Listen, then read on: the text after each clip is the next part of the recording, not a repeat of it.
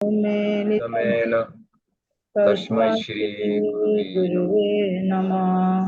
नमो ॐ विष्णुपादाय कृष्णपृष्ठाय भूतले श्रीमते भक्ति वेदांत वेदान्त स्वामिने स्वामी नामिने नमस्ते सरस्वती देवे गौरवाणी प्रचारिणे निर्विशेष शून्यवादी पश्चात्देशतारिणे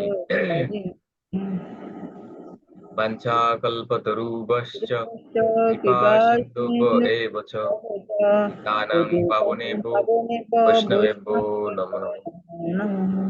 जय श्री कृष्ण चैतन्य प्रभु नित्यानंद श्री श्री अद्वैत अद्वैत गदाधर गदाधर शिवासादि शिवासादि गौरभक्त गौरभक्तवृंद वृंद हरे हरे कृष्ण कृष्ण कृष्ण कृष्ण कृष्ण कृष्ण हरे हरे हरे हरे हरे हरे राम राम हरे राम हरे राम राम राम हरे हरे हरे। ओम नमो भगवते वासुदेवाय ओम नमो ओम भगवते नमो भगवते वासुदेवाय। वासुदेवाय ओम नमो ओम नमो भगवते भगवते वासुदेवाय नारायणं नमस्कृत्यं नरं चैव नरोत्तमं देवी देवीं सरस्वतीं व्यासो ततो जयमुदीरये। শুভ নববর্ষ সবাইকে। শুভ নববর্ষ। হরে কৃষ্ণ। কেন নববর্ষ শুভ হয়ে গেছে কেন? কারণ আজকে ভাগবত আমরা আমাদের গুরুদেবের প্রতি আমরা কিভাবে আসক্তি লাভ করতে পারি সেটা আলোচনা করতে যাচ্ছি। হরি বল। হরে এই কৃষ্ণ। জন্য নববর্ষ শুভ। হ্যাঁ প্রভু। হ্যাঁ। তৃতীয় স্কন্ধ 25 অধ্যায় একটা শ্লোক আছে, 20 নাম্বার শ্লোক। এটা আমরা মুখস্থ করব, মুখস্থ রাখবো, সবসময় উচ্চারণ করবো। এই শ্লোকটা অনেক ইম্পর্টেন্ট। কত অধ্যায় এটাই প্রভু? সমস্ত শাস্ত্রের সার। কত অধ্যায়? তৃতীয় স্কন্ধের 25 অধ্যায় 25। 20 নাম্বার শ্লোক।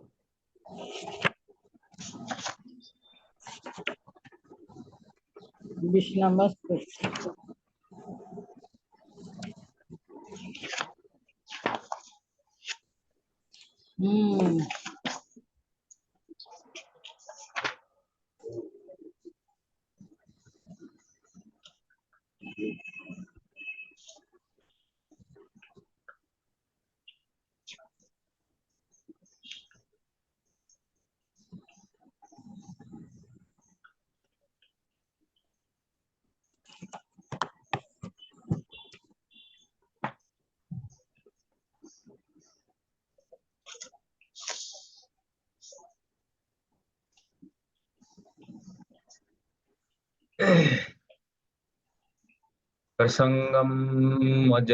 प्रसंगमजरं पाशवात्मनः कवयो विदु।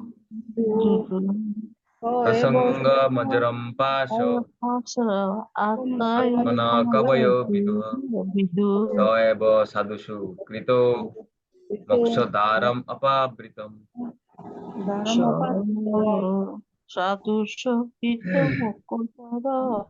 प्रसंगमजरं पाशम् आत्मनः कवयो विदुः। स एव साधुषु कृतो मोक्षद्वारम् अपावृतम्। ধন্যবাদ।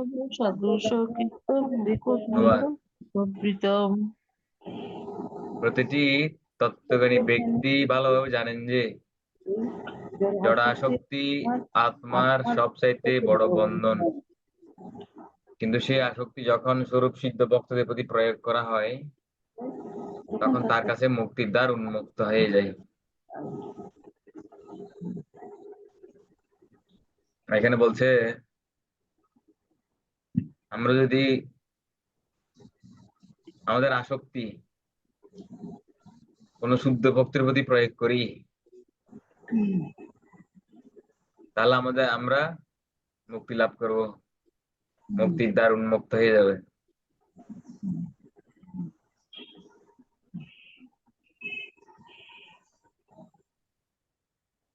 প্রভু উল্লেখ করছে, এখানে স্পষ্ট উল্লেখ করা হয়েছে যে বিষয়ের প্রতি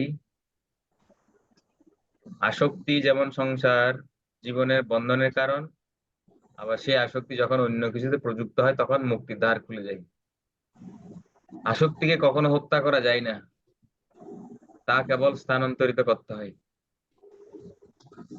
জড় বস্তুর প্রতি আসক্তিকে বলা হয় জড় চেতনা, এবং শ্রীকৃষ্ণ তার ভক্তদের প্রতি আসক্তিকে বলা হয় কৃষ্ণ ভাবনা। অতএব চেতনা হচ্ছে আসক্তির ভিত্তি।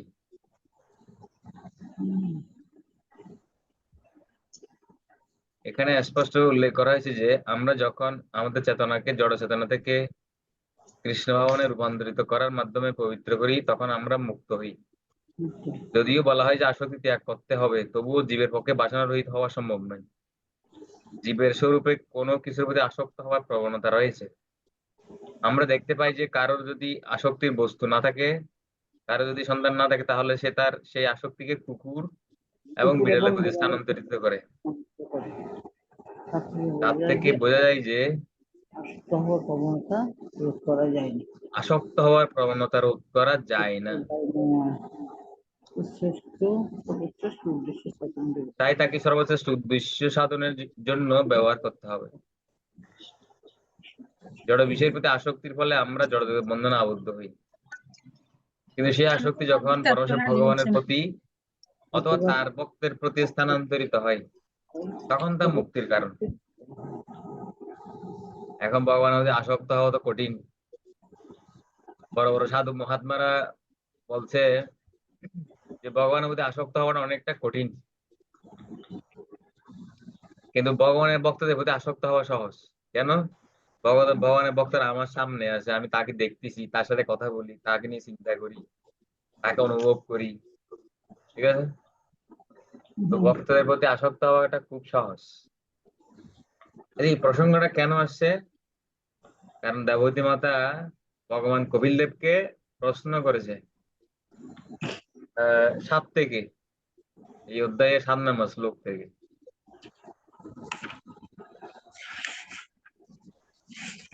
দেবভূতি বললেন, কথাগুলো চলতেছে দেবভূতি মাতা ভগবান কপিল দেবের মধ্যে, মা ছেলের মধ্যে কথা চলতেছে। হ্যাঁ,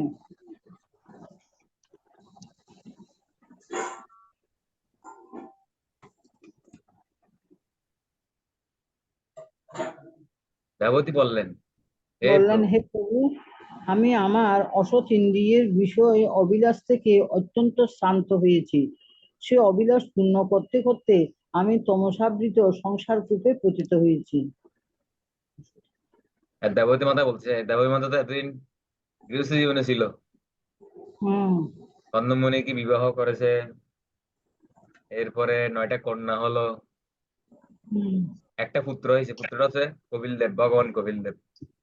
হুম, তো আবার পুত্র কন্যা হওয়ার আগে কন্দমণি দেবতী মাতাকে অনেকগুলো দাস দাসী দিয়েছিল, যোগ শক্তি বলে।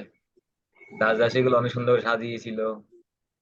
এবার এবার কন্দমণি একটা বিমান বিমান তৈরি করছে, কন্দমণি বিশাল বিমান। এটা বিমানটা আসলে প্রাসাদের মতো একটা বিল্ডিং, কিন্তু সেটা বিমানের মতো উড়ে। হুম, কন্দমণি যোগ শক্তি বলে এবার একটা বিমান বানাইছে। আর দেবতী মাতা কন্দমণির সাথেও বিমানে করে হানিমুনে গেছে, হানিমুনে। এতক্ষণ থেকে এসে সন্তান উৎপাদন হলো, 9টা কন্যা হলো, 9 কন্যাকে 9 জন ঋষির কাছে বিবাহ দিয়েছে। এরপরে কপিল দেব আসলো, ভগবান কপিল দেব আবির্ভূত হলো দেবভূতি মাতার গর্ভে। এবারে কর্ণমুনি বানবস্ত্র নিল, গৃহত্যাগ করে বানবস্ত্র নিয়েছে। হুম, তখন দেবতী মাতা ভগবান কপিল দেবকে প্রশ্ন করতেছে, হে হে ভগবান, হে হে প্রভু, আমি তো গৃহস্থ জীবনে থেকে আমার অসৎ ইন্দ্রিয়গুলোর অনেক অভিলাষ পূরণ করেছি। ইন্দ্রিয়গুলো অভিলাষ পূরণ করতে করতে আমি ক্লান্ত হয়ে গেছি, আমি সম্পূর্ণ টায়ার্ড হয়ে গেছি। ইন্দ্রিয়গুলোর যা চাইছে তা দিছি, দিতে দিতে দিতে আমি ক্লান্ত হয়ে গেছি। আর ইন্দ্রিয়ের অভিলাষ গুলো পূর্ণ করতে করতে আমি অন্ধকার সংসার খুবই পতিত হয়ে গেছি, আমি সংসারের প্রতি আসক্ত হয়ে গেছি, তমসা হুম, আবৃত। হুম, অন্ধকার আচ্ছন্ন সংসার কূপে পতিত হয়েছি। আমি তো সংসারের প্রতি আসক্ত হয়ে গেছি। হুম, অসৎ ইন্দ্রিয় অভিলাষ পূরণ করতে করতে আমি অজ্ঞানতার আচ্ছন্ন হয়ে গেছি। হ্যাঁ,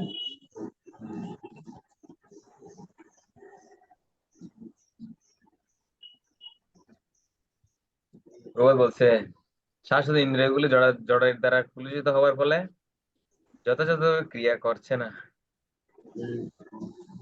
মানে ইন্দ্রিয়গুলোকে আমরা ঠিক ভগবানের সাথে লাগাতে পারছি না। কেন?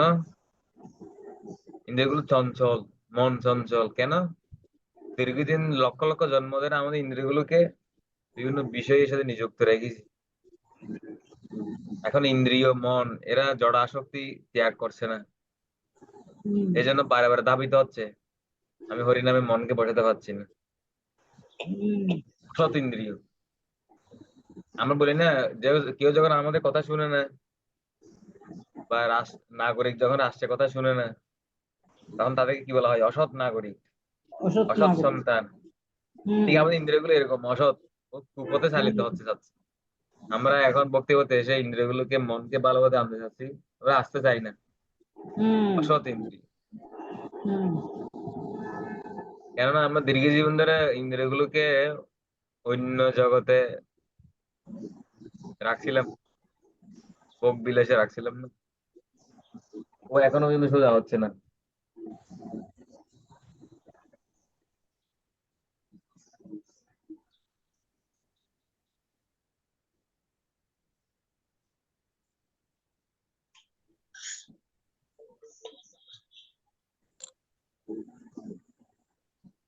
তো দেবী মাতা সেজন্য প্রশ্ন করেছে কপিল দেবকে, আমি কি করতে পারি, আমার একটা উপায় বলুন।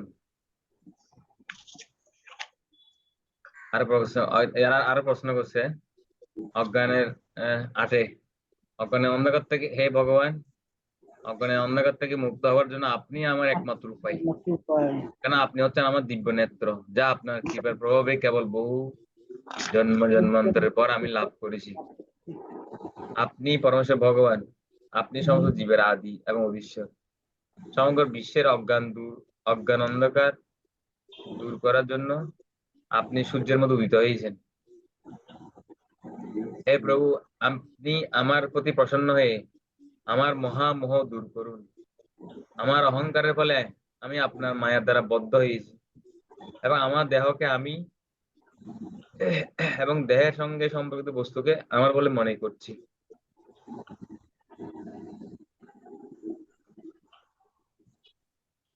দেহ বলতে বলতে লাগলেন, আমি আপনার শ্রী পাদপদ্মে শরণ গ্রহণ করেছি, কেননা আপনি একমাত্র শরণ্য।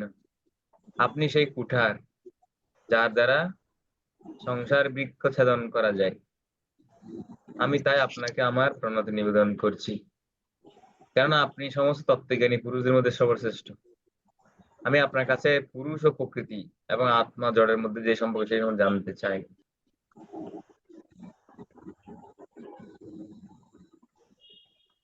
তো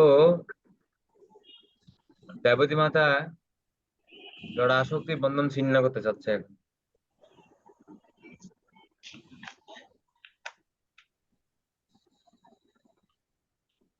তো ভগবান কপিল দেব সরল একটা উপায় দিয়েছেন বিষ্ণামা শ্লোকে।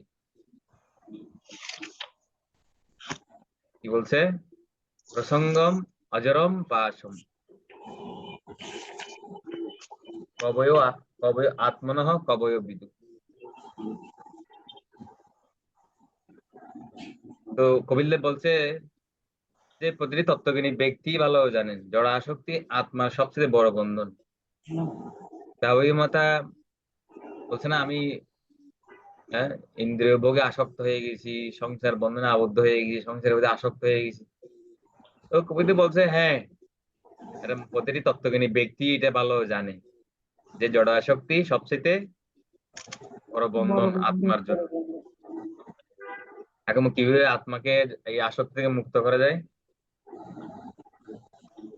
স এব সাধুষু কৃত। স মানে সেই আসক্তি, কোন আসক্তি? জড় বিষয়ের প্রতি আসক্তি, ইন্দ্রিয় ভোগের প্রতি আসক্তি সেটা কি করতে হবে? সাধু সুকৃত। সাধু সুকৃত মানে আমাদের সেই জড় আসক্তি কোন সাধুর প্রতি প্রয়োগ করতে হবে, তখন মোক্ষ দ্বারা অপাবৃতম, তখন মুক্তির দ্বার খুলে যাবে। আসক্তি থাকতেই হবে, হয় কৃষ্ণের আসক্তি থাকতে হবে, নাহলে মায়ার প্রতি আসক্তি থাকতে হবে। আসক্তি ত্যাগ করা যায় না। আসক্তি থাকায় আত্মার জন্য একটা স্বাভাবিক, কিন্তু জড় আসক্তিকে পরিবর্তন করতে হবে। যে জড় আসক্তিকে কৃষ্ণের মধ্যে আসক্তি অথবা বা ভগবানের মধ্যে আসক্তি, নালে কোন ভক্তের প্রতি স্থানান্তরিত করতে হবে আসক্তিটাকে। প্রভুপাদ বলছে এখানে। কিন্তু সেই আসক্তি যখন পরমেশ্বর ভগবানের প্রতি অথবা তার ভক্তের প্রতি স্থানান্তরিত হয়, তখন তা মুক্তির কারণ দ্বার হয়। উন্মুক্ত হয়ে যায়। এখানে প্রভুপাদ বলছে, মহাত্মা বা ভগবানের উত্তম ভক্তের সেবার মুক্তির রাজপথ। যদি আমরা ভগবানের উত্তম ভক্তদের সেবা করি, তাহলে আমাদের মুক্তির দ্বার খুলে যাবে। মহৎ সেবাম তারম আহু বিমুক্ত তমোধারম দশিতাম সঙ্গী সঙ্গম। যদি মহৎ সেবা করি, মানে কোন শুদ্ধ ভক্তের সেবা করি, মুক্তির দ্বার খুলে যাবে। তমোধারম দশিতাম সঙ্গী সঙ্গম। যদি কোনো বিষয়ী ব্যক্তির সেবা করি, তাহলে আমাদের নরকের দ্বার খুলে যাবে। এখানে বলছে বিষয় আসক্ত ব্যক্তি সেবা করলে কিন্তু তার ঠিক বিপরীত ফল লাভ হয়।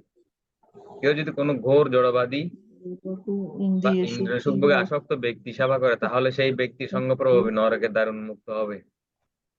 সে একই তত্ত্ব এখানে প্রতিপন্ন হয়েছে। ভগবত ভক্তের প্রতি আসক্তি হচ্ছে ভগবানের সেবার প্রতি আসক্তি। ভগবত ভক্তের প্রতি আসক্তি মানে কি?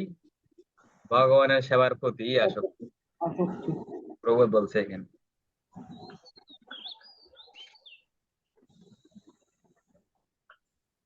ঠিক আছে, আচ্ছা, এবার আপনাদের একটা লেকচার শুনি, আমি অনুবাদ করে শোনাবো আপনাদেরকে।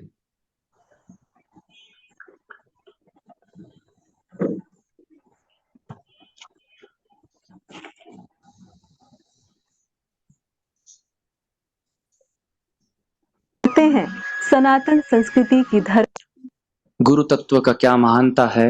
श्रील प्रभुपाद जी के कथामृत लीला रस धारा सत्र में इस दूसरे बैठक में आप सबका स्वागत है।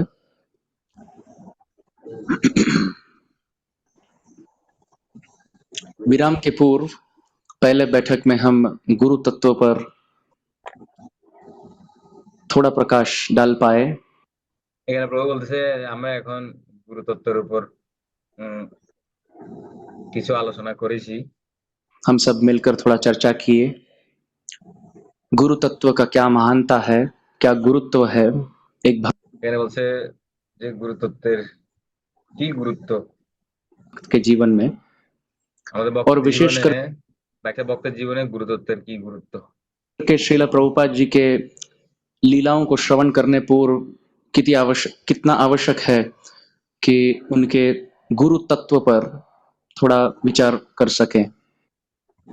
প্রভুপাদের লীলা আলোচনা করার পূর্বে যে আমরা কিছু গুরুতত্ত্ব আলোচনা করব। पूरे 2 घंटे की कथा का सारांश एक वाक्य में यही है পুরো 2 ঘন্টা কথার সারাংশ হচ্ছে कि भक्त को यदि अतिशीघ्र भगवान गोविंद के चरण कमल में भक्ति और कृपा उनकी प्राप्त करनी हो, ভক্ত যদি ভগবান গোবিন্দের চরণে ভক্তি পেতে চায়, तो अति अनिवार्य है कि गुरु के चरण कमल में पूर्ण रूप से आश्रित हो। সেজন্য অতি প্রয়োজন যে গুরুদেবের চরণ কমলে আশ্রয় গ্রহণ করা, যদি আমরা ভগবানের চরণে ভক্তি লাভ করতে চাই, शरणागत हो। ऐसा एक उदाहरण नहीं जो हरि को पाले बिना गुरु के। এরকম কোনো উদাহরণ নেই যে যে গুরু ছাড়া কেউ ভগবানকে পেয়েছে, এরকম কোনো উদাহরণ নেই। श्रीला प्रभुपाद जी को एक बार पूछा गया প্রভুপাদকে একবার জিজ্ঞাসা করেছে कि कई बार देखा जाता है कि ब्रजवासियों में कई ऐसे ब्रजवासी हैं जो गुरु आश्रित नहीं हैं, परंतु তো বলছে এরকম দেখা যায় যে অনেক ব্রজবাসীদের মধ্যে যারা ভজন করতেছে ব্রজবাসী যারা গুরু আশ্রিত নয় এরকম দেখা গেছে, যারা গুরু আশ্রয় বিনা ভজন করতেছে এরকম দেখা গেছে বৃন্দাবনে। মানে প্রভুপাদকে প্রশ্ন করতেছে। गोविंद भजन करते हैं, राधा नाम उच्चारण करते हैं। श्रीला प्रभुपाद जी बोले कि अनंत जन्म ये गुरु आश्रित होकर भजन किए हैं, इसलिए इस जन्म में ब्रजवासी का बहुत सुंदर लाभ मिला है, अवसर मिला है।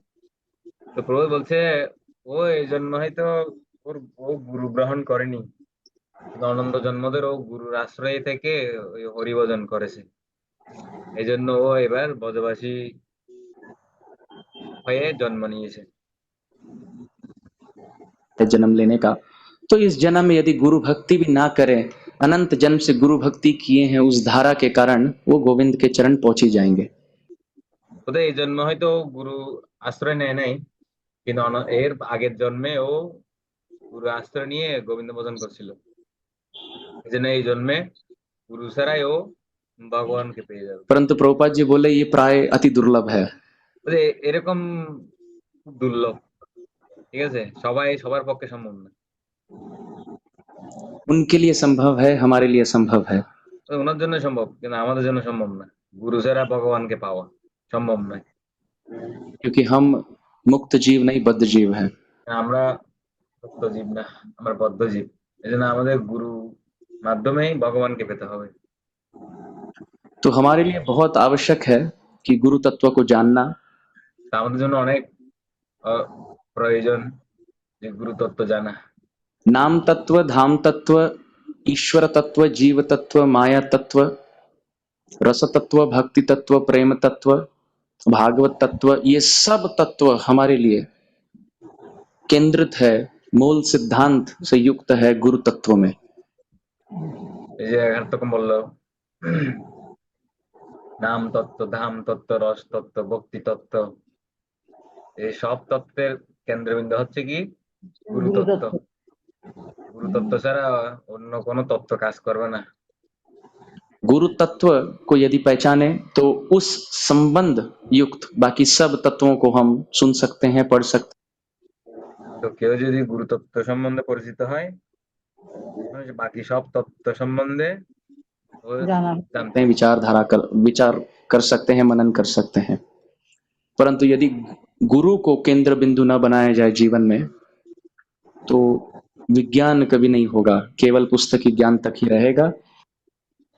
গুরু তত্ত্বকে যদি আমার জীবনে কেন্দ্রবিন্দু না বানাই, আমাদের জ্ঞান কখনো উপলব্ধি হবে না, আমার জীবনে প্রয়োগ করতে পারবো না, শুধু পুস্তকে জ্ঞানই থেকে যাবে। ঠিক আছে? হ্যাঁ,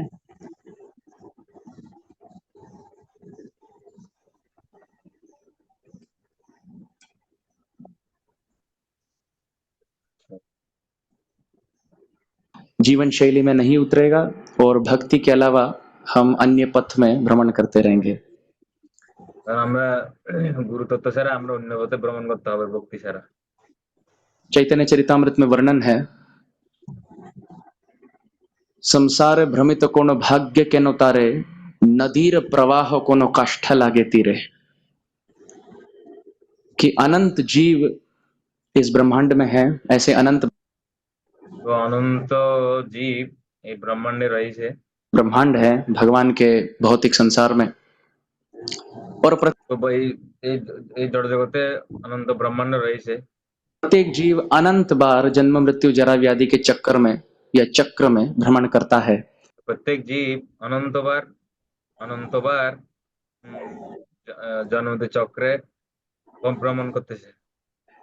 परंतु बहुत जन्म के भ्रमण के बाद जब गुरु आश्रित हो, भाग्य के नौतारे, तो भाग्य उदय होता है। और नदीर प्रवाह कोनो काष्ठा लागे तीरे, जिस प्रकार यदि कोई काष्ठ या लकड़ी को बहुत दूर यदि ले जाना हो, तो उसको वजन भारी होता है, तो उसको उठाकर ले जाना प्राय असंभव हो जाता है। और प्रत्येक जीव अनंत बार जन्म मृत्यु जरा व्याधि के चक्कर में या चक्र में भ्रमण करता है, परंतु बहुत जन्म के भ्रमण के बाद जब गुरु তো বহু জন্ম ভ্রমণের পর যখন গুরু আশ্রিত হয় आश्रित हो भाग्य के नौतारे, तो भाग्य उदय होता है তখন তার ভাগ্য উদয় হয়, তখন গুরু আশ্রিত হয়। और नदीर प्रवाह कोनो काष्ठा लागे तीरे। जिस प्रकार यदि कोई काष्ठ या लकड़ी को बहुत दूर यदि ले जाना हो तो उसको वजन भारी होता है, तो उसको उठाकर ले जाना प्राय असंभव हो जाता है। তো কোনো কাঠ কোনো গাছ যদি খুব ভারী হয় তো অনেক দূরে নিতে অনেক দূরে নেওয়া অসম্ভব হয়ে যায়। तो वो क्या करते हैं, उसको नदी में फेंक देते हैं তখন কি করে, তো গাছটাকে অনেক দূরে নেওয়ার জন্য নদীর জলে ফেলে দেয়। और नदी या पानी के प्रवाह से, प्रवाह धारा से वो वजनदार जो लकड़ी है अपने गंतव्य स्थान पहुंच जाता है। তো নদীর প্রবাহে ওই কাঠ গন্তব্যস্থলে চলে যায়। उसी प्रकार जो भाग्य उदित जीव है वो लकड़ी समान है, काष्ठ समान। তো যে জীব গুরু আশ্রয় নিয়ে ভাগ্য উদয় করেছে ও ওই কাষ্ঠের সমান, ওরকম একটা ভারী ওজনদার কাষ্ঠের সমান। है और गुरु की कृपा नदी प्रवाह के कारण वो गंतव्य स्थान पहुंची जाती। আর গুরু কৃপা হচ্ছে নদী প্রবাহের মতো, যেরকম নদী প্রবাহ কাষ্ঠকে একটা দূরবর্তী স্থানে নিয়ে যায়, গন্তব্যস্থলে নিয়ে যায়, সেরকম গুরু কৃপাও একটা জীবাত্মাকে ভগবত ধামে নিয়ে যায়। है तो उसमें काष्ठ की कोई श्रेय नहीं, उसमें नदी के पानी के प्रवाह धारा की श्रेय है।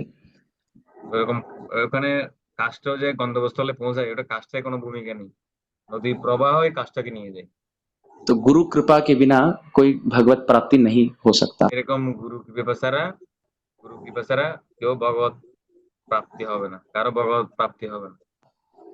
ब्रह्मांड भ्रमित कौन भाग्यवान जी, गुरु कृष्ण प्रसादे पाए भक्ति लता बीज। चैतन्य महाप्रभु इस श्लोक का भी वर्णन करते हैं मध्य लीला चैतन्य चरितामृत में कि कृष्ण की कृपा होती है तो सद्गुरु प्राप्त होते हैं, सद्गुरु मिलने के तत्पश्चात उनकी सेवा करने से, उनकी कृपा प्राप्त करने से, उनके असीम अनुकंपा के योग्य पात्र होने पर ऐसा जीव कृष्ण के चरण में पहुंच ही जाता है।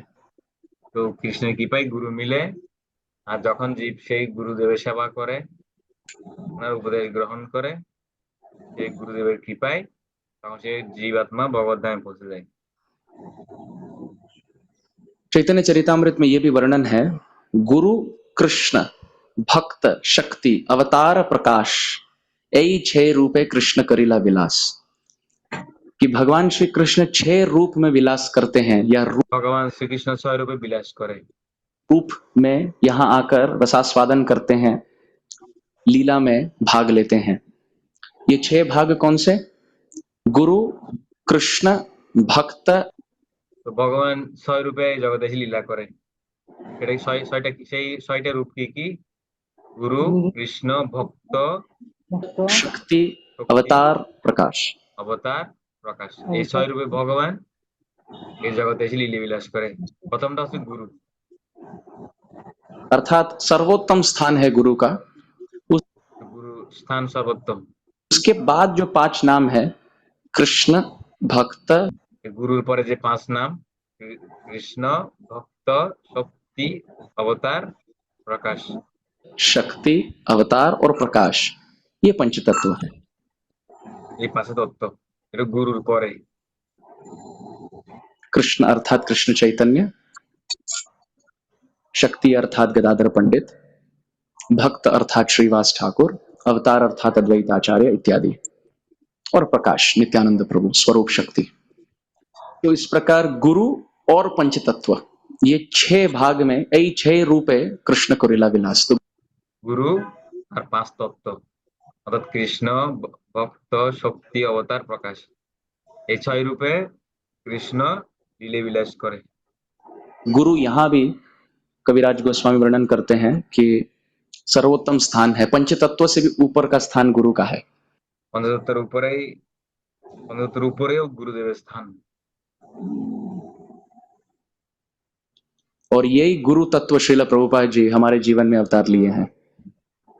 তো এই গুরুতত্ত্ব হচ্ছে ছিল প্রভুপাদ আমাদের জীবনে অবতার হয়ে আসছে। তো গুরু কৃষ্ণ গুরু রূপে জগতে লীলা বিলাস করতেছে, এটাই বুঝাচ্ছে এখানে। বা যেখানে যা যা দীক্ষা গুরু যা আছে, প্রত্যেক গুরু কৃষ্ণেরই প্রকাশ। কৃষ্ণ গুরু রূপে এই জগতে লীলা বিলাস করতেছে জীব উদ্ধার করার জন্য। तो प्रभुपाद जी के किताब हो, प्रभुपाद जी की मूर्ति हो, प्रभुपाद প্রভুপাদের গ্রন্থ, প্রভুপাদের মূর্তি, जी का चित्र हो, প্রভুপাদের ছবি, একই কথা আমাদের গুরুদেবের ক্ষেত্রেও। গুরুদেবের বাণী, গুরুদেবের কথা, গুরুদেবের ছবি, प्रभुपाद जी की कथाएं हो, प्रभुपाद जी का कुछ भी क्यों ना हो, उनके প্রভুপাদের যে কোনো কিছু, প্রভুপাদের সাথে সম্পর্কিত যে কোনো কিছু, स्पर्श में आया हुआ, उनके संपर्क में आया हुआ कोई भी वस्तु विशेष कुछ भी क्यों মানে গুরুদেবের বা প্রভুপাদের সংস্পর্শে যে বস্তু থাকুক না কেন, ना हो, कोई पदार्थ कुछ भी, যেটাই হোক না কেন, যেটা গুরুদেবের সাথে সম্পর্কিত, যেটাই হোক, वो सब हमारे लिए कृष्णमय है। ও সবকিছু আমাদের জন্য কৃষ্ণময়। ঠিক আছে, এটা আমি আপনাদের আগে বলছিলাম যে আমাদের গুরু মানুষের ফেসবুকে ওনার অ্যাপে যে গুরু মানুষ বিভিন্ন মেসেজ দেয়, বাণী দেয়, গুরু মানুষ ডেইলি প্রতিদিন কি কি করতেছে সবকিছু দিচ্ছে, এগুলো সব গুরুদেবের সাথে সম্পর্কিত। ওটা যাই হোক না কেন, সবকিছু আমাদের জন্য কৃষ্ণময়। অর্থাৎ আমরা কৃষ্ণের মধ্যে আসক্ত হয়ে যাবো যদি গুরুদেবের সাথে সম্পর্কিত যে কোনো বস্তু আমরা প্রতিদিন দেখি, স্পর্শ করি, চিন্তা করি, ধ্যান করি, তাহলে সবসময় আমার কৃষ্ণময়, মানে আমরা কৃষ্ণের মধ্যে আসক্তি পেয়ে যাব। গুরুদেবের সাথে সম্পর্কিত যা যা বস্তু আছে সেগুলো যদি আমরা চিন্তন করি, স্পর্শ করি, পড়ি, শুনি, আসক্ত হয়ে যাব কৃষ্ণের প্রতি। तो जब जीव ये दृढ़ विश्वास प्राप्त कर लेता है, যখন জীব এই দৃঢ় বিশ্বাস যখন প্রাপ্ত হয়, तब कृष्ण उनके ओर देखते हैं। তখন কৃষ্ণ ওর প্রতি দৃষ্টি দেয়।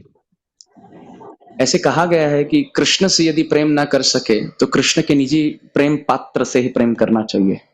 এরকম বলা হয়েছে যে যদি আমরা কৃষ্ণের সাথে প্রেম করতে না পারি, কৃষ্ণের যে প্রেম পাত্র মানে কৃষ্ণের যে প্রেমিক ভক্ত, ওর সাথে আমরা প্রেম করতে করতে বলছি। इस संदर्भ में एक बहुत प्रसिद्ध कथा है जो वृंदावन में प्रख्यात है। তো এই আলোচনায় অনেক প্রসিদ্ধ কথা আসছে, যেটা বৃন্দাবনে অনেক বিখ্যাত এই কথাটা। कि एक बार एक व्यक्ति था जो नास्तिकवाद में विश्वास करता था। তো একবার এক ব্যক্তি, যে ব্যক্তিটা নাস্তিকবাদ বিশ্বাস করে, भगवान या ईश्वर तत्व पर कोई प्रगाढ़ आस्था नहीं थी। তো ঈশ্বর তত্ত্বের উপর কোনো অত বেশি দৃঢ় বিশ্বাস নেই। उसके एकदम विपरीत उनका विवाह हुआ एक स्त्री से जो बहुत आस्तिकवाद थी, आस्तिकवादी। তো ওনার পত্নী কিন্তু আস্তিকবাদ, ভগবানে বিশ্বাস করে। ওই নাস্তিকের পত্নী কিন্তু ভগবানের প্রতি বিশ্বাস করে, ভগবানকে বিশ্বাস করে। व्यक्ति थी, स्त्री थी जो भगवान में बहुत प्रगाढ़ आस्था रखती थी। ওই স্ত্রী ভগবানের প্রতি অনেক দৃঢ় বিশ্বাস রাখে।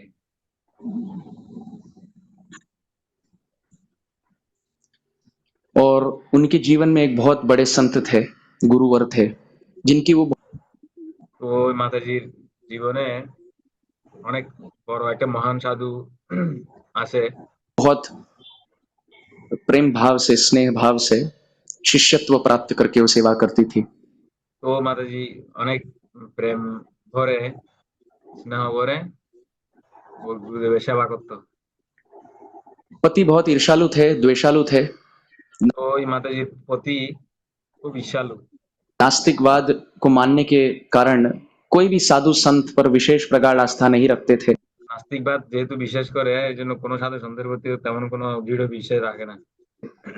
और यदि पत्नी गुरु की सेवा करे तो उनको बहुत प्रकोप होता था, क्रोध যদি ওনার পত্নী যদি কোনো গুরু সেবা করে, ওই নাস্তিকের অনেক ক্রোধ হতো অনেক।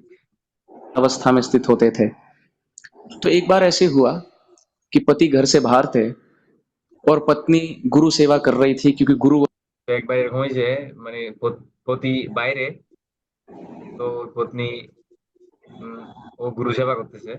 पर उसी समय उस नगरी में आए तो शिष्य होने के नाते बाहर आकर हाथ जोड़कर उन्होंने आमंत्रण दिया कृपया তো ওই সময় ওই গুরুদেব আসছে, তখন ওই মাতাজি অনেক প্রেম সহকারে স্বাগতম জানিয়ে ঘরে গৃহে নিয়ে আসছে। करके हमारे भवन को शुद्ध करें अपने चरण रेणु से। तो বলছে আপনি আমার গৃহে আপনার চরণ রাখুন, আপনার চরণ রেণু দিয়ে আমার গৃহ পবিত্র করুন। এভাবে স্বাগতম জানিয়ে গুরুদেবকে গৃহে নিয়ে গেছে। गुरु मानकर गुरु मंद मंद मुस्कुराए और कृपा बरसाने के लिए वो घर में प्रवेश किए। इसी दौरान पति आए और कहने लगे, दुर्वचन का प्रयोग हुआ, कटु वचन का प्रयोग हुआ, गाली गलौचने लगे और गुरुवर को कहने लगे, दुस्साहस कैसे किया तुमने, जब पति घर पे ना हो परस्त्री के घर में घुसने का कैसे दुस्साहस करते हो। তখন ও নাস্তিক ব্যক্তি যখন গৃহে আসছে, তখন সাধুকে দেখে খুব রেগে গেছে ও।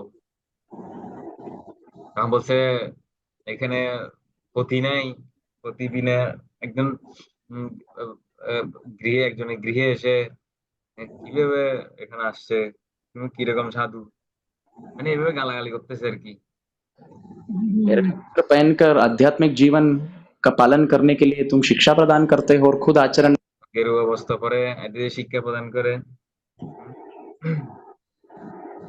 আর তুমি নিজে এখন আচরণ করতেছো না, যে পতি ছাড়া একলা একটা নারীর গৃহে চলে আসছো, মানে ওকে গালাগালি করতেছে এভাবে। में नहीं उतरते, कैसे ढोंगी कपटी गुरु हो। अभी তো তুমি শিক্ষা দিচ্ছ, গেরুয়া কাপড় করতেছো, নিজের জীবনে কোনো কিছু প্রয়োগ করতেছো না, তো কপট এরকম গালি দিচ্ছে। बाहर निकलो या तो चप्पल की माला पहनाकर तुम्हें अपमान कराऊंगा।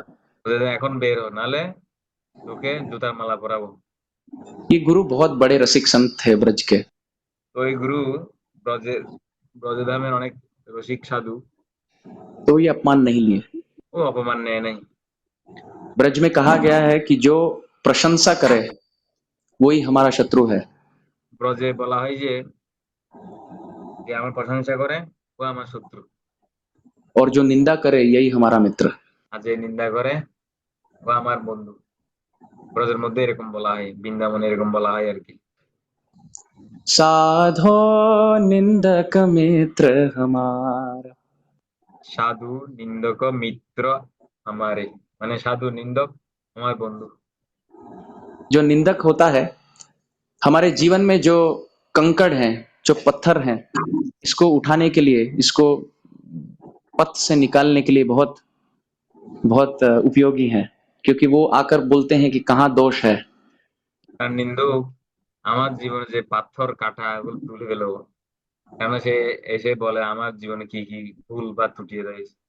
जो प्रशंसा आकर करते हैं वो हमें घमंडी बनाते हैं, गर्विष्ठ बनाते हैं, আর যে প্রশংসা করে ও আমাকে অহংকারী বানাচ্ছে, भगवान के संग से वंचित करते हैं। তো ভগবানের সঙ্গ থেকে আমাকে বঞ্চিত করে, যে যে প্রশংসা করে। परंतु जो दोष दर्शन रखते हैं, शत्रुता रखते हैं और निंदक हैं, ये ऐसे दोष निकालते हैं जो हम हमारे चित्त में देख नहीं पाते। আর যে আমার দুর্নাম করে, ও এমন দোষ বের করে যেটা আমি দেখতেছি না। तो ये साधु एकदम शांत स्वभाव के थे। समः शत्रु च मित्रे च यथा मान अपमान यो हो, तो ये जैसे साधु भगवान गीता में कहते हैं, একদম শান্ত ऐसा স্বভাব। व्यक्ति जो सम्मान हो या अपमान हो स्थित रहे, एक ही सामान्य स्थिति, ऐसे एकदम शांतता के प्रतीक हो, ऐसा भक्त मेरे लिए बहुत प्रिय है। যে ভক্ত সমদর্শী, হ্যাঁ, শান্তভাবে, ওইরকম ভক্ত আমার খুব প্রিয়, ভগবান গীতায় বলছে। तो ये साधु निकल गए घर से, তো এই সাধু এরকম ভাবে ও বেরিয়ে গেছে, बोले कोई बात नहीं, भगवान ওর কোনো চিন্তা নেই। कई सारे घर रखे हैं, भजन करने के लिए कोई कुटिया की आवश्यकता नहीं, ऊपर आकाश हो और नीचे भूमि ওই সাধু বলছে আমার কোনো অনেক ঘর রাখছে, না থাকলেও সমস্যা নেই, हो, উপরে আকাশ, बीच में নিচে মাটি, হাতে মালা, माला हो, जीवन में और क्या चाहिए। मधुर জীবন আর কি চাই, দু একটা রুটি, হাতে জপমালা, আর ভূমি আছে, চিন্তা কোনো কারণ নেই। करी करे, 2 रोटी खा ले। কি মাদুগুরি করবো আর দুইটা রুটি খাবো, কোনো চিন্তা নেই। तो व्यक्ति निकल गए। अब पत्नी को यहाँ बहुत बुरा लगा कि उनके गुरु का अपमान हुआ। তখন ওই পত্নীর খুব খারাপ লাগছে, কেন গুরুর অপমান হয়েছে। तो पत्नी कहने लगी पति से, मैं ना आपका पक्ष लेकर गुरु का अपमान कर सकती हूँ, ना गुरु का पक्ष लेकर धर्म के अनुसार आपका अपमान कर सकती हूँ। तो आजीवन भूख हड़ताल पर मैं जा रही हूँ। তখন পত্নী বলতেছে রাগ করে, বলছে আমি গুরুদেবের পক্ষ নিয়ে না আপনাকে অপমান করবো, না আপনার পক্ষ নিয়ে গুরুকে অপমান করবো। আমি আজীবন হরতাল, আমি অনশন ব্রত করবো। मैं न खाऊंगी न पीऊंगी, जब तक प्राण न त्यागो मैं ऐसे ही रहूंगी। আমি আমি খাবো না, কিছু পানও করবো না, ঠিক আছে। যতক্ষণ না প্রাণ ত্যাগ করছেন ততক্ষণ এভাবে থাকবো, আমি না খেয়েই থাকবো। पति अब पत्नी आसक्त थे, কিন্তু পত্নীর প্রতি অনেক আসক্ত। पूछने लगे, अरे अरे ऐसे मत करो, कुछ हो जाएगा तो मैं क्या करूंगा। তখন পতি বলতেছে না না এরকম করিও না, যদি কিছু হয়ে যায় তা আমি কি করবো। पत्नी बोली, तो जो हो जाए तब देख लेंगे। তো পত্নী বলতেছে যা হবা হবে, দেখে নেবো পরে। पति बोले, अरे इस भूख हड़ताल को भंग करने के लिए, इसका खंडन करने के लिए मुझे क्या करना होगा। বলে এই অনশন ভঙ্গ করার জন্য আমার কি করতে হবে সেটা বলো। पत्नी बोली, अभी जाओ साधु के चरण कमल में घिर कर क्षमा याचना मांगो, हाथ पकड़कर धर कर घर ले आओ, अपने हाथों से प्रसाद खिलाओ। তখন পত্নী বলছে এখনই যাও, সাধু হাত পা ধরে নিয়ে আসো, ক্ষমা চেয়ে নিয়ে আসো, ঘরে এনে ওকে কিছু খাওয়াও, सेवा करो। আর ওর तो সেবা করো। पति तो कुछ आस्था नहीं रखता था, परंतु इतनी आसक्ति थी পতি তো ওই কোনো সাধু সন্দেহ হতে কোনো আস্থা রাখে না, বিশ্বাস রাখে না, কিন্তু কি করবে এখন। पत्नी में कि बोले ठीक है। পত্নী প্রতি আসক্ত হওয়ার দরুন পত্নী কথা শুনতে হচ্ছে, বলছে ঠিক আছে। गुरु के पास चले गए, তখন बोले, ওই পতি ওই গুরুদেবের কাছে চলে গেছে। अरे अरे महात्मा आप क्षमा करें, अपराध তখন গিয়ে বলতেছে ওই ওই নাস্তিক পতি সাধুর কাছে কি বলছে, বলে, আরে আমার ভুল হয়ে গেছে, আমার ক্ষমা করুন, हो गया, मैं पता नहीं कौन से অপরাধ হয়ে গেছে, আমি তো জানি না কোন অবস্থায় আমি কি বলে ফেলছি। अवस्था में था, और ऐसे वचन बोलने लगे जो वो नहीं मानते थे। আর ও সাধুকে এমন ভাবে স্তুতি করতেছে, আসলে সব আদৌ এগুলো মানে না, তথাপিও পত্নীর মধ্যে আসক্ত বলে পত্নীকে খুশি করার জন্য সাধুকে এসব বলতেছে, সাধু স্তুতি করতেছে। केवल पत्नी का भूख हड़ताल खंडन करने के लिए, बंद करने के लिए তো পত্নী যে অনশন ব্রত সেটা ভঙ্গ করার জন্যই ও সাধুর কাছে গিয়েছে, वो नाटक कर रहे थे। तो साधु के चरण में गिर নাটক করতে সাধুর কাছে গিয়ে। गए, बोले कृपया करके आप क्षमा करें। साधु के हाथ पकड़कर घर ले आए। তখন ওই পতি সাধুকে বলতেছে আমাকে ক্ষমা করুন, তখন হাত ধরে সাধুকে নিয়ে আসছে। साधु घर आ गए, हाथ से उनको खिला दिए। अब साधु সাধু ঘরে আসছে, তখন সাধুকে ও হাতে খাওয়াই দিছে। बहुत प्रचुर मात्रा में आशीर्वाद प्रदान किए। সাধু অনেক আশীর্বাদ করছে ওকে। ये पति अब उस आशीर्वाद के कारण भक्ति के पथ में प्रगति करने लगा। তখন ওই সাধুর এই আশীর্বাদে ওই পতি ভক্তিপথে ধীরে ধীরে উন্নত হতে আছে। आगे जाकर यही घर छोड़कर, पत्नी को छोड़कर संन्यास लिया। ও পরবর্তীতে গিয়ে ও পত্নী ছেড়ে সন্ন্যাস নিয়ে নিয়েছে একদম। और ब्रज में ये बहुत प्रसिद्ध कथा है। ये ऐसे ব্রজের মধ্যে অনেক এটা বিখ্যাত একটা কথা।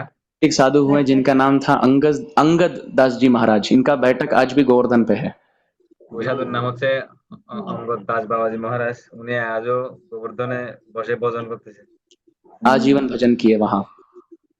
तो बात मैं ये कह रहा था कि इनको तो कोई आस्था नहीं थी भगवान में, न साधु में, परंतु ऐसे ওই নাস্তিকের তো কোনো সাধুর প্রতি বা ভগবানের প্রতি কোনো আস্থা নেই, বিশ্বাস নেই।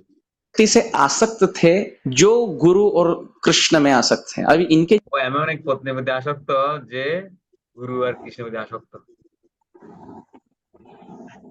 মানে ওর পত্নী গুরু কৃষ্ণের প্রতি আসক্ত, ওরকম পত্নীর প্রতি ওই নাস্তিকটা আসক্ত। जीवन में तो पत्नी हो गई, परंतु हमारे कथा संदर्भ में यही है कि हम कृष्ण को नहीं जानते, कृष्ण से आसक्त नहीं है, परंतु यदि हम दिन আমরা ও তো পত্নীর প্রতি আসক্ত হওয়ার ধরুন ভগবানকে পেয়ে গেছে, ঠিক আছে, অতি উন্নত হয়ে গেছে। কিন্তু আমরা তো কৃষ্ণকে জানি না বা আমরা কৃষ্ণের প্রতি আসক্ত না, কিন্তু भर आजीवन श्रीला प्रभुपाद जी की चर्चा करते रहे। কিন্তু যে আমরা আজীবন ছিল প্রভুপাদ বা আমাদের গুরুদেবের, ঠিক আছে, নিজের গুরুদেবেরও ধরা যাবে, আমরা আজীবন যদি নিজের গুরুদেবের প্রভুপাদের গুণাবলী চর্চা করি, उनकी कथाओं को सुनते रहें, उनके ওনাদের কথা যদি শ্রবণ करी, बारे में सुनते रहें, उनके बारे में बोलते रहें, ওনাদের সম্বন্ধে যদি শুনি, ওনাদের সম্বন্ধে বলতে থাকি, तो फिर उनकी कृपा के कारण भगवत তো কি হবে? ওনাদের কৃপার কারণে आसक्ति भी हो जाएगी। আমার ভগবানের প্রতি আসক্তি হয়ে যাবে। तो संदर्भ यही था कि इस कथा में पति की आसक्ति पत्नी में थी और पत्नी प्रगाढ़ आस्था रखती थी गुरु और कृष्ण में। इस कारणवश पति का भी उद्धार हुआ। তো পতি আসক্ত পত্নীর প্রতি, কিন্তু পত্নী গুরুর প্রতি আসক্ত, সেই কারণে ওই নাস্তিক উদ্ধার হয়ে গেছে। तो बोलने का तात्पर्य यही है कि हम ওর অর্থ হচ্ছে এটাই, कृष्ण से आसक्त नहीं हैं, আমরা কৃষ্ণের প্রতি আসক্ত নয়, हम देह से आसक्त हैं। আমরা দেহের প্রতি আসক্ত, बहुत आसक्ति है देह में। আমরা यस्य দেহের प्रति অনেক আসক্ত। आत्मबुद्धि कुणपेत्र धातु के स्वधि कलत्राधीषु भौम इज्जति यतीर्थ बुद्धि सलीले न करहिचित जनेषु अभिज्ञेषु स एव गोखरा। भागवत दशम स्कंद के 84वें अध्याय का 13वां श्लोक। आत्मबुद्धि है हमें, देह आत्मबुद्धि। আমাদের দেহেতে আমাদের আত্মবুদ্ধি। तो ऐसे व्यक्ति को क्या करना चाहिए? कृष्ण এরকম ব্যক্তির কি করা উচিত? भजन करना चाहिए अवश्य, परंतु अधिक আমাদের কৃষ্ণভক্তি করা উচিত অবশ্যই, समय वैष्णव सेवा में लगानी चाहिए। কিন্তু অধিক সময় বৈষ্ণব সেবায় লাগানো উচিত। ऐसे वैष्णवों में जो कृष्ण आसक्त हो। এমন বৈষ্ণবের সেবা করতে হবে যে বৈষ্ণব কৃষ্ণের প্রতি আসক্ত। जब उनकी सेवा करेंगे तब कृष्ण आसक्ति आएगी। তো যে বৈষ্ণব কৃষ্ণের প্রতি আসক্ত, যদি আমরা ওরকম বৈষ্ণবের সেবা করি, তখন আমাদের কৃষ্ণের প্রতি আসক্তি হবে। कई बार भक्त ये भी प्रश्न पूछते हैं, माता অনেকবার ভক্তরা প্রশ্ন করে, जी, प्रभु जी, भक्ति के पथ में प्रगति करने के लिए सर्वोत्तम, सर्व सरल, सामान्य ऐसा कौन सा मार्ग है? অনেকে প্রশ্ন করে যে প্রভুজি, মাতাজি, যে ভক্তি পথে উন্নতি করার জন্য কোন পথ সহজ, সামান্য, হ্যাঁ, সর্বোত্তম, ভক্তিগত উন্নতি করার জন্য কোন পথটা সর্বোত্তম, সহজ, সামান্য, जिससे भक्ति के पथ में हम दृढ़ता पूर्वक, तीव्रता पूर्वक प्रगति करेंगे। যেটাতে আমরা, যার माध्यमे আমরা ভক্তি পথে দৃঢ়তাপূর্বক উন্নতি করব। भक्तिस्तु भगवत भक्त संगेन परिजायते। एक वाक्य में उसका उत्तर यही है, जो भगवत प्राप्त संत हो इनमें आसक्ति बढ़ाए। তো উত্তর কি? যে সাধু ভগবানকে প্রাপ্ত হয়েছে, উনার প্রতি আমাদের আসক্তি বাড়াতে হবে। और इनमें आसक्ति बढ़ाना और आसान है, क्योंकि हम এরকম ভক্তের প্রতি, যে ভক্ত কৃষ্ণের প্রতি আসক্ত, ওর প্রতি আসক্তি বাড়ানো খুব সহজ, इनको देखते हैं, কারণ আমরা ওনাকে দেখি, हमारे समाज में, हमारे जीवन में हम देखते हैं। আমাদের সমাজে, আমরা আমাদের জীবনে ওনাকে আমরা দেখতেছি। जब ये भूतल को छोड़कर भगवान के नित्य धाम में प्रवेश करते हैं, যখন উনি ভূতল ছেড়ে ভগবান নিত্যধামে প্রবেশ করে, तो रोना आता है, তখন আমাদের কান্না আসে, क्योंकि हम इनके संग से वंचित हो जाते हैं। কারণ আমরা ওনার সঙ্গ থেকে বঞ্চিত হয়ে গেছি। ऐसे साधु गुरु के विरह में जो आश्रु हम बरसाते हैं, এরকম সাধু গুরুর বিরহে যখন আমরা অশ্রু বিসর্জন দিই, इन आश्रुओं से चित्त शुद्ध होता है। এই অশ্রুর কারণে আমাদের চিত্ত শুদ্ধ হয়ে যায়। भगवान के विरह में तो आंसू नहीं निकलते, ভগবানের বিরহে তো আমাদের কোনো কান্না আসে না। कम से कम मेरे तो नहीं निकलते। आप में से कोई পক্ষে তো আমার কান্না আসে না। माताएं या प्रभु जी वरिष्ठ होंगे আপনাদের जो মধ্যে एक কারো হয়তো বিরহে কান্না আসে। अंत में नाम लेते हैं तो आंख भर जाता होगा कृष्ण विरह में। তখনই হয়তো আপনারা কেউ এখন বাবার নাম নেন, হয়তো আপনাদের চোখের জলে চোখ ভরে যায় বিরহে যখন বাবার নাম নেন। लेते नहीं होते। না আমার হয় না। और शिक्षाष्टक बोलता हूं तो भी हर श्लोक में ऐसा लगता है कि अरे मैं बहुत कपट बोल रहा हूं। কিন্তু যখন আমি শিক্ষাষ্টকম বলি তখন মনে হয় যেন আমি অনেক কপট বলতেছি। ऋणादपि सुनीचेन तरोरिव सहिष्णुना अमानी न मान देना। वो रोज तो बोलते हैं परंतु कितना जीवन में उतार पाते हैं। তো সেটা আমরা প্রতিদিন তো বলি, কিন্তু আমার জীবনে কতটুকু প্রয়োগ করতে পারি। फिर अगले श्लोक में न धनम न जनम न सुंदरिम कविता, फिर नयनम गलदश्रुधारय वदनम गदगदरुद्धया गिरा। हर श्लोक में ऐसा लगता है कि मैं झूठ ही बोल रहा हूं। প্রত্যেক শিক্ষার শ্লোক যখন বলি তখন মনে হয় যেন আমি মিথ্যা বলতেছি। परंतु हम आशाबंद हैं। ये কিন্তু আমরা আশাবাদী। बात है कि यदि प्रभुपाद जी के बारे में सुनते रहें, बोलते रहें, तो जिस प्रकार प्रभुपाद जी को भगवान के प्रति आसक्ति है तो हमारे जीवन में भी आ जाएगी। কিন্তু আশা এটাই যে আমরা যদি প্রভুপাদের বিষয়ে যদি শুনতে থাকি, বলতে থাকি, তো প্রভুপাদের প্রতি প্রভুপাদের মধ্যে যে কৃষ্ণমূর্তি যে আসক্তি, ওই আসক্তি আমরা পেয়ে যাবো যদি প্রভুপাদের বিষয়ে আমরা বলি, শুনি, চিন্তা করি। এর আগে বলছিল গুরুদেবের সাথে সম্পর্কিত যে কোনো বস্তু যদি আমরা শুনি, ধ্যান করি, ঠিক আছে। এটা আমাদের গুরু মহাশয়ের লেকচার নেই, গুরু মহাশয় নিজের মুখে বলছে, একটা লেকচার আমার কাছে আছে, আমি আপনাদেরকে কোনো একদিন শোনাবো এটা। এবং গুরু মহারাজ উনি ফেসবুকে যে উনি প্রতিদিন কি কি করে এগুলো দেয় ফেসবুকে। গুরু মহারাজ প্রতিদিন ঘুম থেকে উঠে কি করে, মঙ্গল আরতি করে, এরপরে গুরু ভগবানকে আরতি দেয়, মিটিং করে, যা কিছু ডেলি কার্যক্রম দেয়, এগুলো কেন দেয়? যাতে আমরা এগুলো প্রতিদিন করি, শুনি, ধ্যান করি, তাহলে কি হবে, আমাদের গুরুদেব আমার আসক্তি হবে।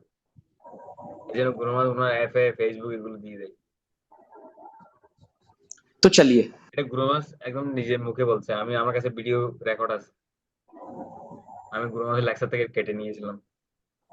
इसी को हमारे कथा का प्रस्तावना समझकर, इंट्रोडक्शन समझकर हम आगे की ओर अब यात्रा प्रारंभ करते हैं प्रभुपाद जी के लीलामृत में। তো প্রভুদের লীলামৃত আলোচনা করার পূর্বে গুরু তত্ত্ব নিয়ে বলছে আর কি। মেইন কথা হচ্ছে আমি আগে থেকে আপনাদেরকে অনেকবার বলছি এগুলো, গুরু গুরু মহারাজ বা প্রভুপাদ ওনাদের হৃদয়ে কৃষ্ণের মধ্যে আসক্তি আছে। তা আমরা যদি ওনাদের প্রতি আসক্ত হই, গুরুর প্রতি বা প্রভুপাদের প্রতি যদি আমরা আসক্ত হই, তাহলে কি হবে, আমরা কৃষ্ণের আসক্তি পেয়ে যাব। কেন গুরুদেবের প্রতি আসক্ত হওয়া সহজ, কেননা আমরা ওনাকে দেখতেছি, শুনতেছি, জানতেছি। কৃষ্ণকে আমরা দেখি না, এই জন্য কৃষ্ণের প্রতি আসক্ত হওয়ার অনেক টাফ আছে। এখন গুরুর প্রতি আসক্ত হবে কি করে? যে গুরুদেবের বিশেষ শ্রবণ করা, ওনার সেবা করা, ঠিক আছে। যেমন এর আগে আমরা তাৎপর্য বলছি না, আমি বিষয় সেবা করি, আমরা বিষয় নরকের দ্বার উন্মুক্ত হবে। যদি আমরা মহৎ সেবা করি, সাধু সেবা করি, তাহলে মুক্তির দ্বার উন্মোচন হবে, ঠিক আছে। সেবার মাধ্যমে, ওনাদের লীলা শ্রবণ করার মাধ্যমে আমরা ওনার প্রতি আসক্ত হয়ে যাব। ওনাদের কৃপাতে আমরা কৃষ্ণের প্রতি আসক্তি পেয়ে যাবো, এটা সহজ, ঠিক আছে।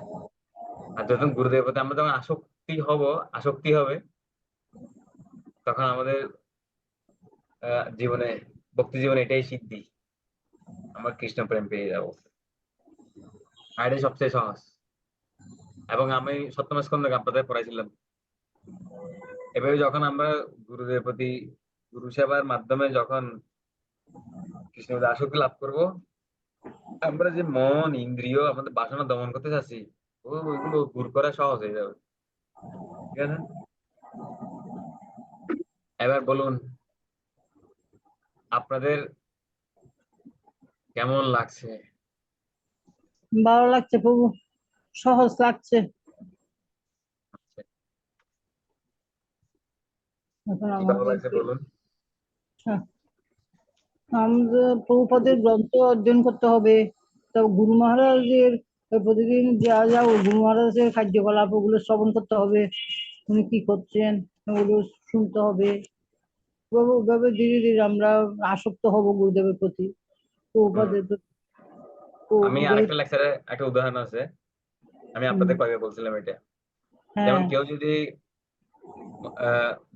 মদের প্রতি আসক্ত ব্যক্তি সঙ্গ করে, হুম, আসক্ত থাকে, ধরুন আপনি হুম, মদ খান না, কিন্তু আপনি এমন একটা ব্যক্তির প্রতি আসক্ত যে ব্যক্তি মদ খায়, হুম, তাহলে কি হবে, আপনিও মদের আসক্তি পেয়ে যাবেন। হুম, কিন্তু যে ভক্ত কৃষ্ণের প্রতি আসক্ত, যদি আপনি তার সেবা করেন, হুম, তাহলে আমি ওর হৃদয়ে যে কৃষ্ণের প্রতি আসক্তি আছে এটা আপনি পেয়ে যাবেন। পেয়ে যাবো, হ্যাঁ, হুম, এই জন্য বলছে মহৎ সেবা ধারম আহু বিমুক্তই, যে মহৎ সেবার মাধ্যমে মুক্তির দ্বার উন্মোচন হয়। তমোধারম যশিতাম সঙ্গী সঙ্গম, যে যারা আহ, আহ, স্ত্রী সঙ্গী বা স্ত্রীর প্রতি আসক্ত যারা, বা বিষয়ী যারা, বিষয়ী, এদের সঙ্গে আপনার আমাদের নরকের দ্বার উন্মোচন। ঠিক আছে? হুম, যাদের সাথে কৃষ্ণের সাথে কোনো সম্বন্ধ নেই, ওরা শুধু বিষয়ী, স্ত্রী এসবের প্রতি আসক্ত, কৃষ্ণের সাথে কোনো সম্বন্ধ নেই, এরকম ব্যক্তি যখন সঙ্গ করব, সেবা করব, আমরা নরকের দ্বার উন্মোচন হয়ে যাবে। হুম, ঠিক আছে? তো প্রথম যে কাজটা করতে হবে, আমরা যদি গুরুদেবের প্রতি আসক্ত হতে চাই, গুরুদেবের বাণী শ্রবণ করতে হবে। ঠিক আছে? গুরুদেবের মুখ থেকে আমাদেরকে ভগবানের কথা শুনতে হবে।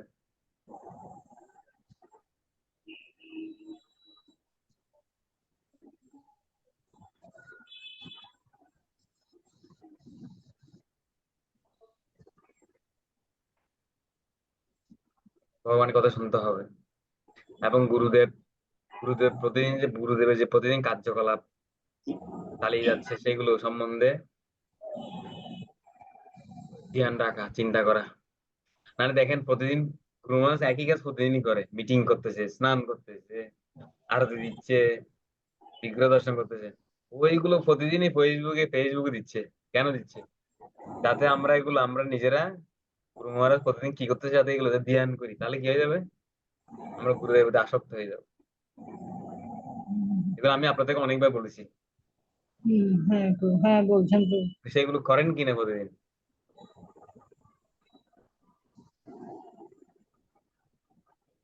এগুলো আজকে যা বলা হয়েছে এগুলো সঙ্গে সঙ্গে অ্যাপ্লাই করতে হবে, নাহলে ক্লাস শোনার কোনো অর্থ নাই। এই জ্ঞান এই জ্ঞান এখন আজকে যা জ্ঞান লাভ করেছেন সেগুলো হজম করতে চাইলে সঙ্গে সঙ্গে অ্যাপ্লাই করতে হবে, তাহলে হজম হবে, নাহলে হজম হবে না। খাবার হজম না হলে কি হয়, ভিটামিন পাওয়া যায় না। হুম, ঠিক আছে? এই জন্য প্রতিদিন ফেসবুক খুলে গুরু মহারাজ কি বাণী দিচ্ছে, আর গুরু মহারাজ প্রতিদিন কি কি করতেছে সেগুলো দেখা। এবং গুরু মহারাজ একটা লেকচারও আছে, হুম, আমি আপনাদের এখন শোনাতে পারি না, দেখি। হুম।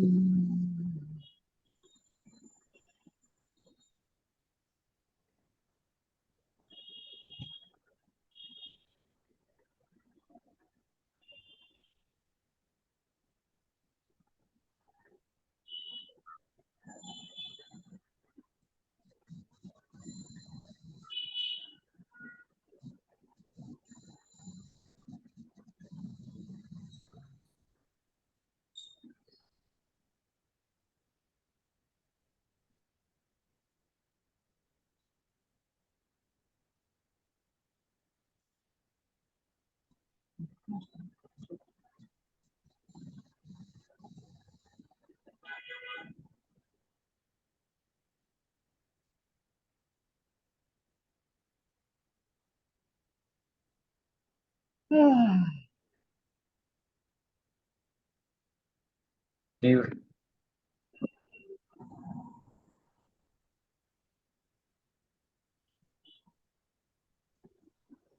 এখানে প্রশ্নটা কি করছে, আপনি কি আরো ঘনিষ্ঠ হয়েছিল জয়পতি স্বামী মহারাজের সঙ্গ লাভ করতে চান? আপনি স্ক্রিনে দেখা যাচ্ছে? ও, দেখা যাচ্ছে না মনে, না?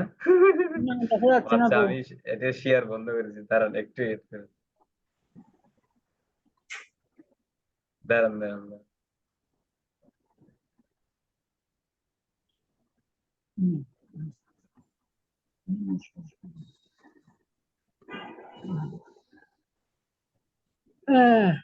হুম, কি বলছে পেয়েছি। এখানে? আপনি কি আরো ঘনিষ্ঠভাবে ছিল জয়পতাকা স্বামী মহারাজের সঙ্গ লাভ করতে চান? এটা গুরুমাঝে ফেসবুকে দিছিল যে এই ভিডিওটা।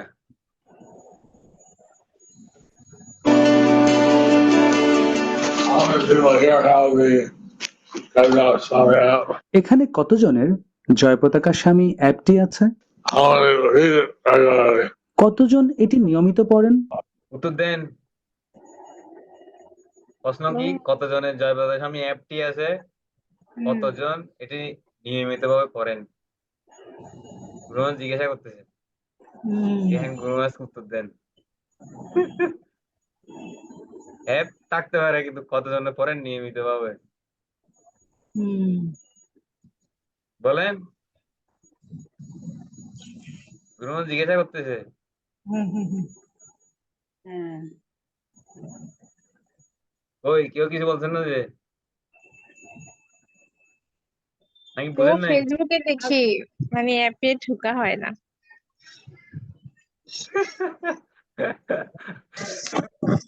এখন গুরুমাঝের কথা কি বিশ্বাস হয় না? আমি ভিডিওটা আমি বানাইছি। না না তো বিশ্বাস হয়।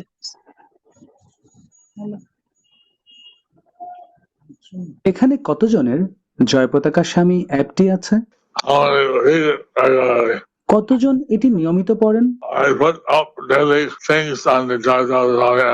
আমি আমার দৈনন্দিন কার্যাবলী জয় পতাকা স্বামী অ্যাপে দিই।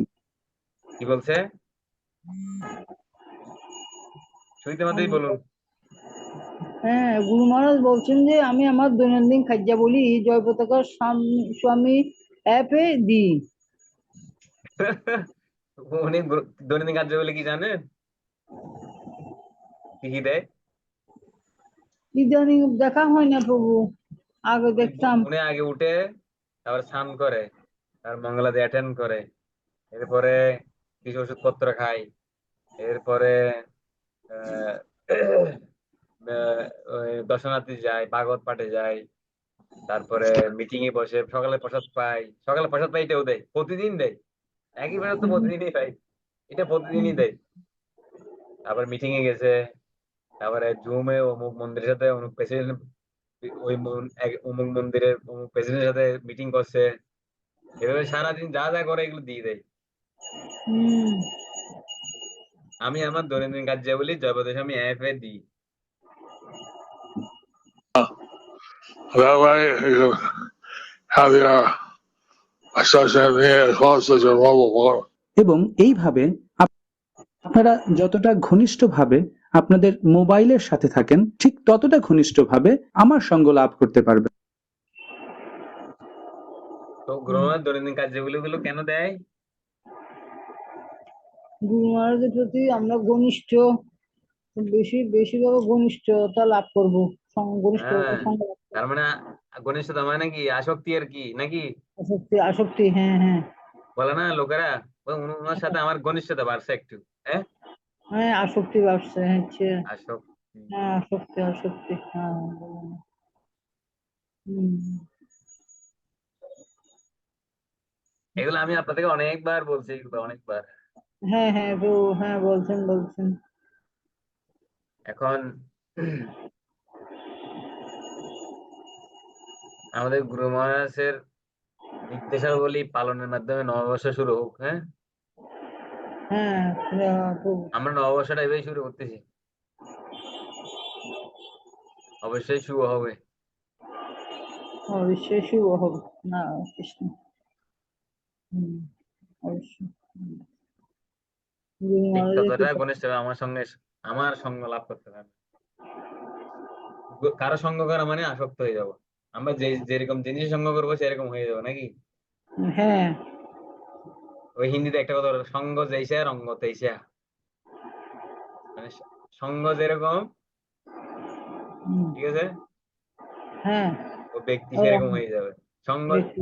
আর আরেকটা কথা আছে না, সঙ্গ দেখে ব্যক্তিকে চিনে যায় না? হ্যাঁ হ্যাঁ, তার মানে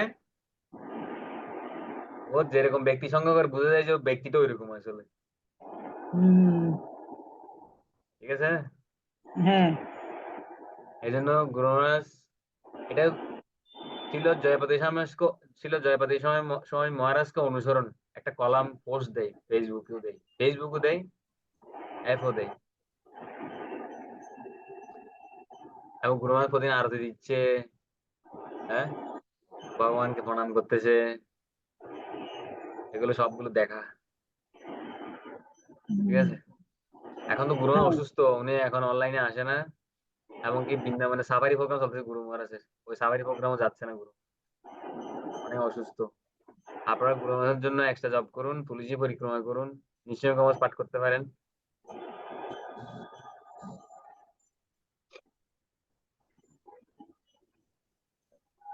দেখেন কত সুন্দর জিনিস, গুরুর প্রতি আসক্ত হতে পারলেই কৃষ্ণের কৃষ্ণ আসক্তি আসক্তি পেয়ে যাবো। হয়ে যাবে। আর গুরুর হুম, প্রতি আসক্ত হওয়া সহজ, ঠিক না? হ্যাঁ প্রভু। কারণ আমরা উনাকে সবসময় দেখতেছি। হুম, আর দেখেন গুরু মহারাজ উনার প্রতি ঘনিষ্ঠ হওয়ার জন্য, আসক্ত হওয়ার জন্য উনি অলরেডি বলেই দিয়েছে কি করতে হবে, ঠিক আছে। হ্যাঁ, হ্যাঁ, আসলে তো আমাদের উদ্ধার করার জন্য প্রভু গুরু মহারাজের কি প্রচেষ্টা, কিরকম আত্মিক, আমাদেরকে উদ্ধার করার জন্য। হ্যাঁ, আমাদের সেরকম চিন্তা নেই। হুম, প্রভু গুরু মহারাজ বলতেছে, কিন্তু আপনি মানে বিষয়টা এভাবে প্রেজেন্ট না করলে আমাদের মাথায় ঢুকতোই না। এটা খুব সত্যি কথা। তার মানে গুরু মহারাজ অ্যাপে যা দেয় নিয়মিত করতে হবে নাকি? হ্যাঁ, ইম্পর্টেন্ট, এটাই জীবনের চরম সিদ্ধি। ওই প্রবাদ বলছে এটা সিক্রেট অফ সাকসেস। শাস্ত্রে অনেক প্রিন্সিপাল আছে, যে হরিনাম করতে হবে, সেবা করতে হবে, ভাগবত করতে হবে, হইসা করতে হবে, তৈসা করতে হবে, হুম, কিন্তু সব প্রিন্সিপালের ঊর্ধ্বে হচ্ছে, শ্রেষ্ঠ প্রিন্সিপাল হচ্ছে কি? গুরু। গুরুদেবের প্রতি গুরু তত্ত্ব আসক্ত হচ্ছে হই। সবচেয়ে সেরা, সর্বশ্রেষ্ঠ, গুরু, সর্বোত্তম, হুম, ঠিক আছে। যদি গুরুদেবের প্রতি আমার ভক্তি লাভ হয়, আসক্তি হয়, শাস্ত্রের সমস্ত জ্ঞান আমাদের হৃদয়ে প্রকাশিত হবে, হুম, এবং গুরু সেবার মাধ্যমেই আমরা শাস্ত্র উপলব্ধি হবে আমাদের, নচেত হবে হুম, না। তো গুরু সেবা কি? গুরুদেব আমাকে যা করতে বলছে এটাও গুরু সেবা, হুম, ঠিক আছে। হুম, কিন্তু সেবা যখন করব তখন কি চিন্তা থাকবে? গুরু মহারাজ আমাকে এটা করতে বলছে, এটার জন্য আমি করতেছি, এরকম একটা ভাবনা রেখে সেবাটা করতে হয়। সেবা করার সময় মাইন্ডে কি আনতে হবে? গুরু মহারাজ আমাকে এটা করতে বলছে, এইটা এইটা সেবা করার সময় এরকম চিন্তা করে সেবা করতে হয়। তখন সেবার ফল, সেবা ফলপ্রসূ হয়, সেবার ফল অধিক পাওয়া যায়। নচেত এটা কর্ম, নচেত এটা কর্ম হয়ে যাবে, ভক্তি হবে না। আমরা যদি ভাবি যেটা আমি করতেছি, হুম, আমার ইচ্ছাতেই করতেছি, তাহলে এটা বলছে কর্ম, এটা কেবল কর্ম বলা হচ্ছে, এটা ভক্তি বলা হচ্ছে না। ভক্তি কি? না, আমার গুরু মহারাজ আমাকে এটা করতে বলছে, গুরু মহারাজ আমাকে ভক্তি শাস্ত্রী করতে বলছে, গুরু মহারাজ আমাকে ভক্তি প্রয়োগ করতে বলছে, গুরু মহারাজ আমাকে ভালোভাবে জপ করতে বলছে, গুরু মহারাজ আমাকে গ্রন্থ করতে বলছে, গুরু মহারাজ আমাকে প্রচার করতে বলছে, এরকম ভেবে যদি সেবা করি তখন সেটা ভক্তি, নচেত এটা নলে কর্ম হয়ে যাবে।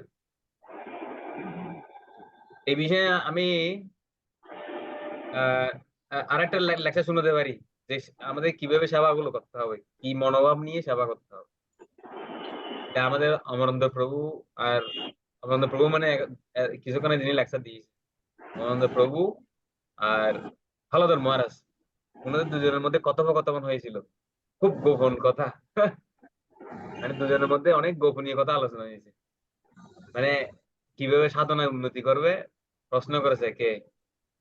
অমরেন্দ্র প্রভু। তখন হলধর মহারাজ উত্তর দিছে, মানে ওখানে উনি এই কথাটাই বলছে, যে যখন যেই সেবা করি না কেন, একটা ভাবনায় রাখতে হবে আমার গুরু মহারাজ এটা চাইছে, আমার গুরু মহারাজ এটা করতে বলছে, এরকম একটা ভাবনা নিয়ে সেবা করতে হবে। এটাই হচ্ছে ভক্তি, আসলে এটা কর্ম হয়ে যাবে। এরকম বহু দৃষ্টান্ত আছে, ভক্তিবিনোদ ঠাকুরও বলছে একই কথা। হ্যাঁ, এই লেকচার গুলো আমি আপনাদের অনেকবার শুনেছি।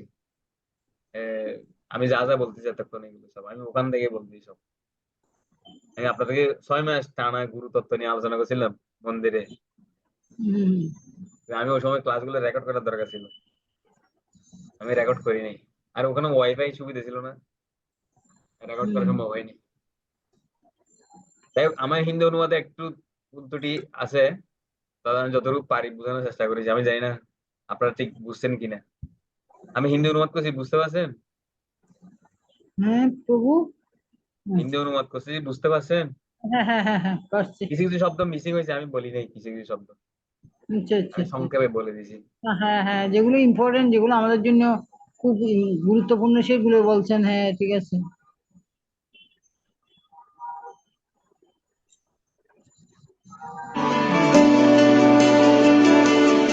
I want to hear how the Swami app. এখানে কতজনের জয়পতাকা স্বামী অ্যাপটি আছে? I want to read it regularly. কতজন এটি নিয়মিত পড়েন? I put up daily things on the Swami app. আমি আমার দৈনন্দিন কার্যাবলী জয়পতাকা স্বামী অ্যাপে দিই। That way you can have your social media as close as your mobile phone. এবং এইভাবে আপনারা যতটা ঘনিষ্ঠভাবে আপনাদের মোবাইলের সাথে থাকেন, ঠিক ততটা ঘনিষ্ঠভাবে আমার সঙ্গ লাভ করতে পারবেন। জয় শিল গুরু মহারাজ কি, জয় জয় শিল প্রভুপাদ কি, জয় পুরাণ শ্রীমদ ভাগবতম কি, জয় আমাদের গৌর ভক্তবৃন্দ কি, জয় জয় গৌর প্রেমানন্দে হরি হরি। হরি হরি বল।